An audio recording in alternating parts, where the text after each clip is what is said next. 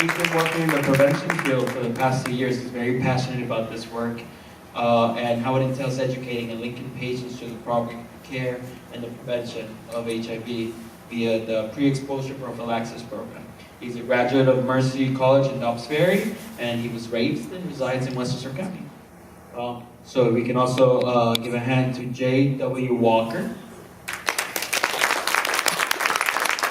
Jay has been actively involved in activism surrounding LGBTQ and HIV/AIDS for over 20 years. A volunteer for AIDS Walk New York for 21 years. Jay has also managed special events at Gay Men's Health Crisis from 2001 to 2007. In the late 90s, in the wake of the murder of Matthew Shepard, he helped from the October 19th coalition, which used direct action activism to raise awareness of hate crimes targeting LGBTQ communities. And if we could also give a hand to Tyler H. Walk. Tyler is the editor of How to Survive a Plague. He is a Cinema Eye Award-winning and Emmy-nominated editor whose projects include David Francis' Oscar-nominated How to Survive a Plague and Michael Moore's Where to Invade Next. Tyler is also an amateur pinballer and pretend rock star by night. His bacon number is 2. All right, great. So I'm going to start us off with a question. As I was watching that and stopped crying for a second, what I was wondering, asking myself is it safe for us to say how far we've come? Is that a fair question to say that we are from where we were in 1996 or 86? Are we a lot better off now? I mean, sure, we see that we do have more access and everything, but overall, in terms of healthcare and LGBTQ rights, are we better off? Okay. Studies have shown. Really close to your mouth. Studies have shown that recently the new number of AIDS cases have dropped. So a condom, of course, is always promoted. There's undetectable leading to untransmittable. So people who are taking their medication as prescribed are not transmitting the disease, and that has helped a lot. And as well as PrEP, which is where I come about. I'm PrEP navigator for Ossining Open Door, and we basically seek people who are at risk, and we look up to care. And basically, they have to just see a doctor, get a prescription, and take the medication as prescribed every day at the same time to be most effective. And they don't get the HIV virus. It puts a shield on their white blood cells so they don't get the HIV virus. And this has been going on for 6 years now. 0 transmissions have occurred except for 2 exceptions, which we won't even speak because they're very unique. So yeah, we're, I guess, on the path to better combat this epidemic. In the developed world, Thank you. just to finish what you were saying, we're seeing a rise of autocracies all over the world. Whenever you have a rise in autocracy, you have a rise in scapegoating. The LGBTQ populations of many nations throughout Africa, throughout parts of Southeast Asia, are being viciously attacked, are being denied access to proper health care, proper medications, and we don't know where it's going. The United States' position in the world as someone who used its economic leverage to encourage better behavior in the developing world with regard to certain populations. We seem to be leaving that space that we once held. Whether we will regain it, whether someone else will take that space and sort of use that kind of bully pulpit to get the right sort of behavior, who's to say? But so we're not completely out of the woods. Here in the United States, we're in a much better place. A lot of other places, not so much. Also, as we talk, we're going to be adding some additional resources, and if you can think of anything that can be a resource to the community in this conversation, please feel free to add anything here. Let's open up for questions. Not all at once now. Thanks. Recently, I heard, I'm not sure where now, that young people, because there's been such success with the, with handling this in this country, that young people are not practicing safe sex, and that they're not so concerned about it because it's kind of off their radar. What can you say about that? It's a very complicated issue. Everything's a two-edged sword.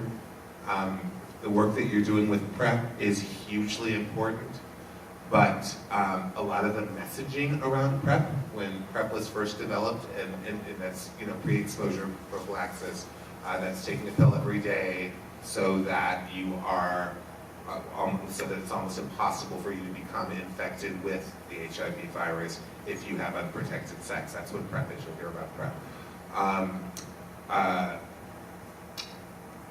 What happens though is that in a lot of the messaging, when PrEP was first being put out onto the market and people would be encouraged to use PrEP, nobody thought about the 25,000 other sexually transmitted diseases that PrEP doesn't stop you from getting. And so, so there was this sort of weird lag time where people were saying, do PrEP, do PrEP, do PrEP, but nobody was thinking about, about just, chlamydia, gonorrhea, but then also diseases that can cause anal cancers. There's all sorts of other situations. So sort of the public health infrastructure had to go back and they had to sort of say, okay, no wait, okay, we're getting this new data where we're getting syphilis outbreaks where we hadn't had syphilis outbreaks since the 1970s in the United States, and all of a sudden it was like the it was the mid-2000s, and all of a sudden there's all these syphilis outbreaks happening in major cities in the United States. And so it's kind of similar to the situation that the activists in ACT UP found, where you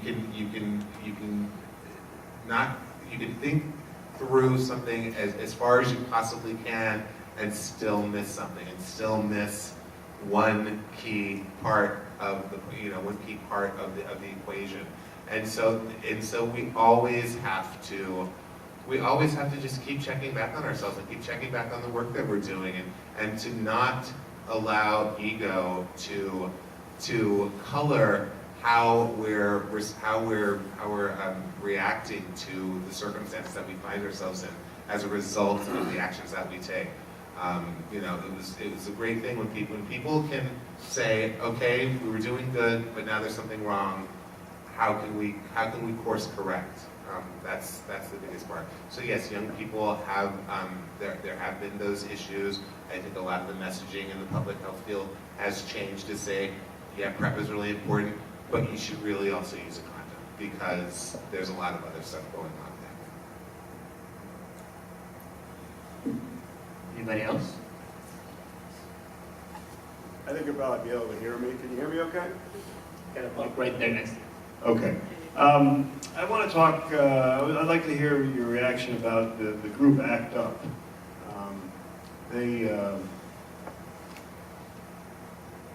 They were like, how do I say? They were motivated, obviously extremely motivated because they were facing death. But I think that they taught us a lot of lessons about activism and how to organize and how to keep it together as a group and that sort of thing. Can you comment a little bit about that? What kind of lessons we've learned from ACT UP and how we can perhaps bring that to other issues as well? I think that this film has been used in other countries for their movements and for other movements across the states as sort of like a blueprint for how to form an organization, how to protest, how to do civil disobedience, how to research and find out what you want to do. And so that's been kind of a rewarding thing that's come out of this film. Now, I mean, we're all in, I'm sure we're all in different political fields here. I don't know what I want to say with that, but like we were talking before about how people who were in ACT UP are now teaching young people how to protest today. And people are just coming out of the woodworks who have been protesting for years, decades. and coming out and saying, no, we need to teach people how to change the system now. And that has been kind of rewarding. I think you're touching on that. Yeah, I would just, going to say that, that a lot of the resistance, we all know that term, right, in the current age, models itself on ACT UP, models itself on the tactics and the strategies that ACT UP used. I was a founding member of Gays Against Guns, for instance, and we were founded right after the Pulse nightclub shooting in Orlando, Florida, in June of 2016. So this was 5 months before Donald Trump was elected. This is when we still thought that everything was basically okay until a nightclub got shut up. And a lot of the folks who were at that very first Gays Against Guns meeting at the LGBT Center in New York were ACT UP veterans. And the discussion in that first meeting was about that condom over Jesse Holmes's house, and about how to use really, big, broad, theatrical, attention-grabbing tactics combined with nonviolence, combined with civil disobedience, combined with really, really effective research into the subject at hand. Most of the folks that showed up for Gays Against Guns didn't have a history of information on gun violence and the statistics about gun violence in the United States, or information about the NRA and all of their spending. But using that model of ACT UP, we educated ourselves. We sought out the right information to give us that sort of platform, so that we could then we could do the fun, showy stuff.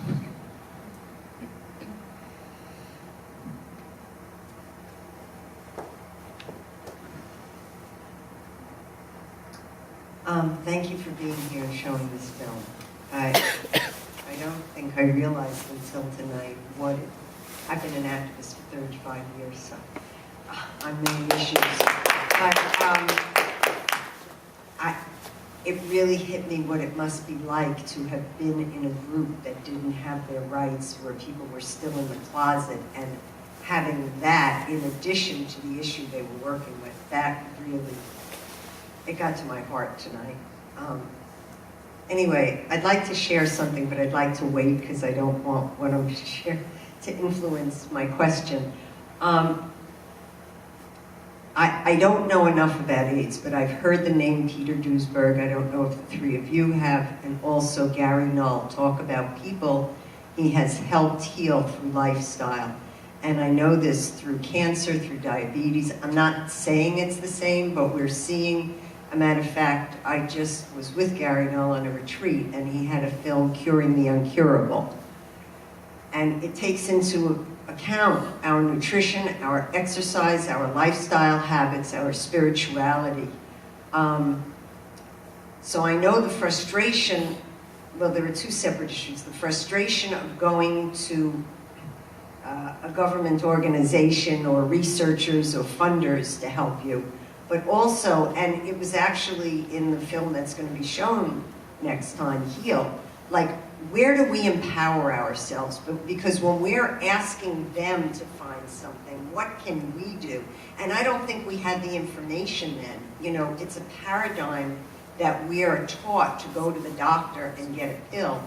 But what more can we do? And I just don't know if any of you have had experience with other things that have helped the situation. That's one question. And then I had heard that many gay people, when this first started, received a vaccine, and I'm not even sure I know which one it was, that may have caused problems with AIDS. So I didn't know if you had anything to share about that. In a lot of footage that we went over, there was a whole section that we had cut about holistic medicines that they were trying. They were literally trying everything that they could get their hands on. Anything that they heard might have helped in any way, they would try. And it's not to discount that stuff doesn't work, but it didn't heal them, it didn't make them better. Perhaps it is a mental state, and that is something that they all agreed that activism helped them do, was stay strong, was to stay positive, was to have something to live for. So it's not to discount in any way that stuff doesn't help, but they were trying to do everything, and the scientific community was their direct target because they knew that those people could do it because they had the knowledge to at least try to attack it. And I would just add that I would say that any time that any person is treating their body and their health as well as can possibly be done, if they're eating the most natural foods, if they are keeping as many pollutants and toxins out of their system, they're going to be less liable, their immune system's going to be stronger, they're going to be less liable to be able to be infected by anything. They might, a person who is in that sort of like prime optimal health, like a Gary Null kind of person, might actually be able to fight off an infection from HIV because they're just so healthy. The problem is we don't have a healthy society. And what you're talking about doing, that sort of mode of dealing with not just HIV and AIDS, a plethora of illnesses that run rampant through our culture, would require a huge cultural shift on every single level of our culture's functionality, from the educational system to manufacturing to our transportation. You know what I mean? It would have to be sort of a magic wand, and like suddenly everything's different. And unfortunately, all of those people that were fighting for ACT UP, they were living in the world that we're living in now. And, they had to function within, you saw the guys smoking cigarettes. They had to function within that reality.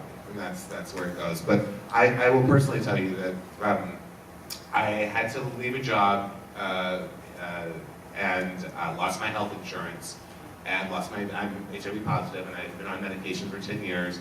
And I had no way. It was before Obamacare, and so I had a pre-existing condition, and so I wasn't able to get anything on the open market after my COBRA ran out. So I literally was like bereft of healthcare. I was making too much money to go on public healthcare, the whole thing.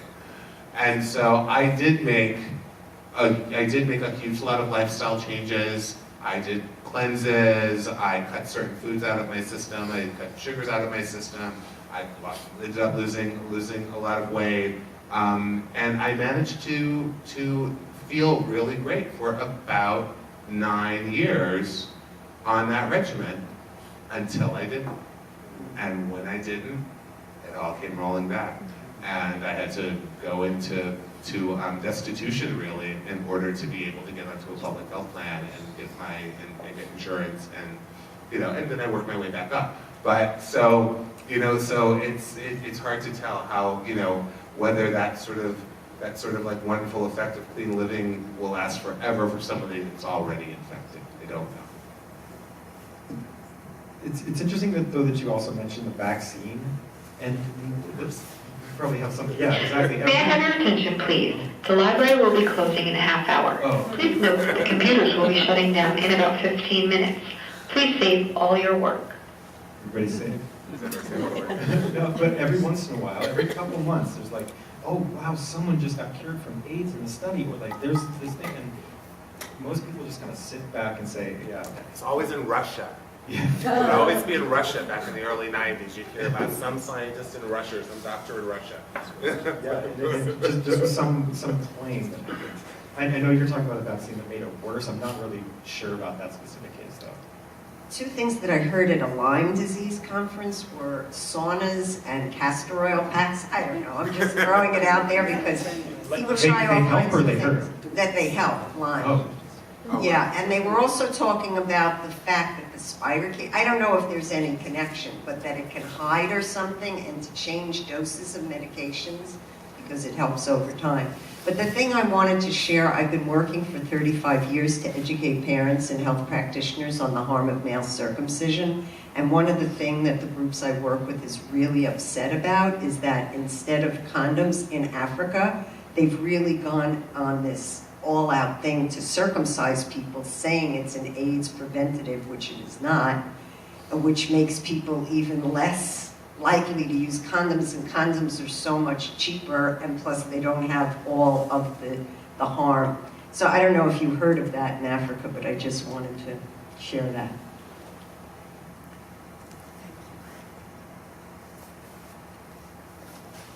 I haven't heard of that. Oh, yeah, you got it. I've heard of this. I don't know what the studies are that really prove that it's effective or not, but not wearing a condom does not sound like a smart idea. I agree to that.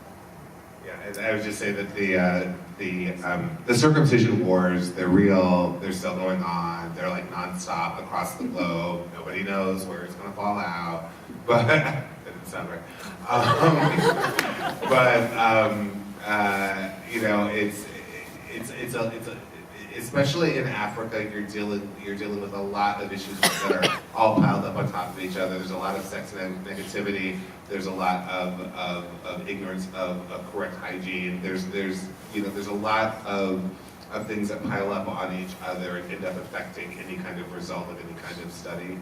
But yeah, no, there's a lot of discussion out there about circumcision and how it affects HIV, and no one really knows the answers. If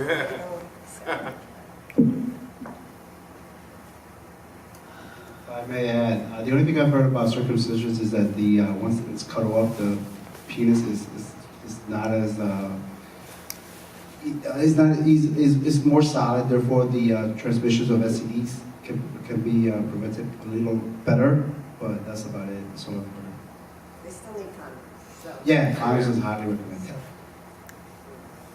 I just wanted to ask another question about healthcare and healthcare access, and does access vary across state lines? Like if you go to Mississippi, Louisiana, or like the middle of the country, is it more or less easy to get access to needed medication? There obviously are, abortion is essentially impossible to access in some parts of the country, and I was curious if there were similar obstacles, either regulatory or non-regulatory, to accessing needed treatment. Like AIDS drugs, or just generally accessing healthcare as the LGBTQ community. From what I know is that location is the main problem. Some state in the South may have one location that's hundreds of miles for a patient to get to, and here in New York we have everywhere, especially New York City. But as far as availability for treating HIV and prevention of HIV, it should be available throughout the country, but I'm not sure of the statistics on that. Yeah, I could just say that it's more about the way that the medications should be generally available, and there's still like online pharmacies and things like that, but it's about getting the care of specialists. Specialists tend to congregate in urban areas where where there is a need for that specialty, a higher need for that specialty to be practiced, and so you do get that that difference between urban, major suburban areas, major college areas, university areas, and rural areas, and that's kind of across the board about with all kinds of healthcare, not just abortion, not just HIV/AIDS, about just women's health generally. It's sad, but it's kind of the same sort of across across all of those boundaries. I don't think we're hearing very much anymore about active discrimination, at least regarding HIV/AIDS in rural hospitals, as much as we used to, and against, I think we probably are still hearing a little bit about it, about anti-LGBTQ policies or practices in hospitals. I think that's still going, and anti-trans, absolutely, especially trans, and healthcare for trans women, especially, and trans men as well, that's really the big next frontier in terms of sort of that educational piece that has to happen across all of these boundaries and borders. I actually want to add one more thing. Even here in New York State, in New York City, maybe the majority know what PrEP is, and of course everybody knows that the HIV medications are everywhere throughout the state. But like for example, here in Westchester, I don't know what the statistic is, but if I've asked 50 people, only one of them will know what PrEP is. So, you know, the word needs to get out more. That's what we're doing. We're trying to educate and inform everybody that there's PrEP to prevent the HIV virus. And if I may ask, how many people here have heard of PrEP? That's great. That's more than the usual. Usually I get maybe 1 out of 20 or less. And I just want to say that. Christina? I first want to say thank you all for joining us. I've been wanting to screen this movie for 2 years, so this really means a lot to me, and thank you, Tyler, for helping me. He told me about the short version, so if it wasn't for that, it wouldn't happen. It's a 2-hour movie, and I recommend the long one.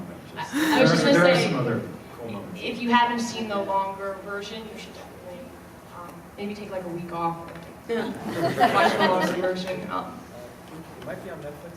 It's on. I think it's on Netflix. We're donating it to the library. Oh, and we're going to donate it to the library next month, so you can rent it from here for free. My question is for John. Can you just tell us a little bit about Open Door in terms of not just what it offers for HIV prevention, but just that it's a great healthcare service right here in Ossining, right down the street? Yeah, we serve the communities in our local area. We have 6 locations throughout Westchester. It's a full family medical center, so anywhere from mental health to eye doctor to dental, and just about every, you know, medical case scenario we deal with adults, children, and anybody who's ill, in addition to, of course, the HIV department, which is hands-on, and the PrEP department, which is where I share with 2 others. Anybody else have questions? Is that for anybody? Yeah, we tend to cater more to the undocumented and the under income folks. So we do the majority of it. I'm going to say maybe a number like 75%, but we do give services to everybody. Tyler, I'm curious if you have any other movies that you're about to work on, or what's your next project? David France and I, the director of this, worked on a film called The Death and Life of Marsha P. Johnson, which I believe that's also on Netflix. It's about the founding of the trans, the 2 founders of the LGBT movement back prior to Stonewall. And I'd recommend that because that's actually about the death of a very prominent trans activist that was unsolved, and it really highlights, and it highlights a lot of what just happens to the trans community on a daily basis. And then, I don't know, I tend to just go for some social issues type ideas, but I would definitely pick up and check that movie. David and I are also working on another project now, but I can't really talk about it. It's sort of brewing. So. Thank you. Anybody else? Well, I guess for a final question that we have is, so we, as it was close in the film, it said, I think, someone's still contracting HIV/AIDS. What is it? Every 4 minutes, I think it said. And if you think about Zimbabwe, South Africa, there's supposed to have 1/3 or so of the population with AIDS, maybe. And then you hear Uganda and Nigeria have anti-LGBTQ laws. So knowing all that, whatever is happening here with current administration, etc., what's next? What is the next step that, as people, as youth, as activists, as people that are engaged, can take to support this or support any of the issues that are touching us? They all really work together. I will mention that those numbers are 8 years old, and it's not gotten better though. So I actually don't know any numbers, any current numbers. I don't know if you've seen that in recently about like when the numbers have been contracted today or the numbers of deaths. I know they've gone down this year. In the past 2 years they've gone down, but I'm not exactly sure of the numbers.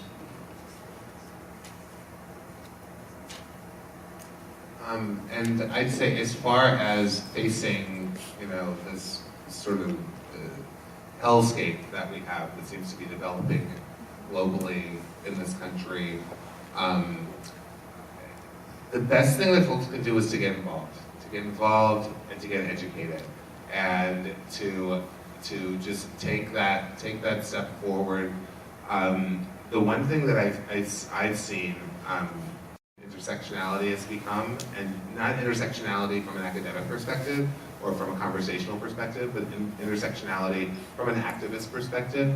I personally have learned so much about disability rights. I've learned so much about women's health. I've learned so much about so many other areas that I just wasn't aware of because they simply had never touched my life personally. They simply weren't a part of my day-to-day, even from times when I was involved in activism in other areas.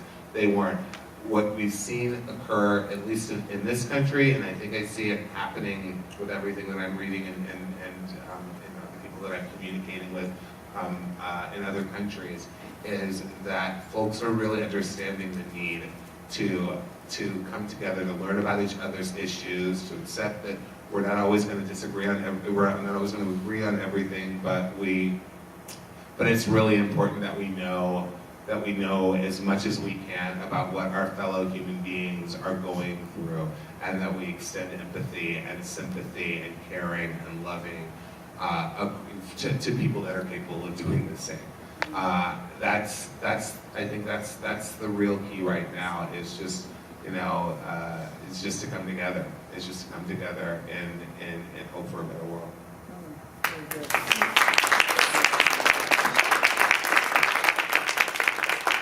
Tyler, John, what do you guys think?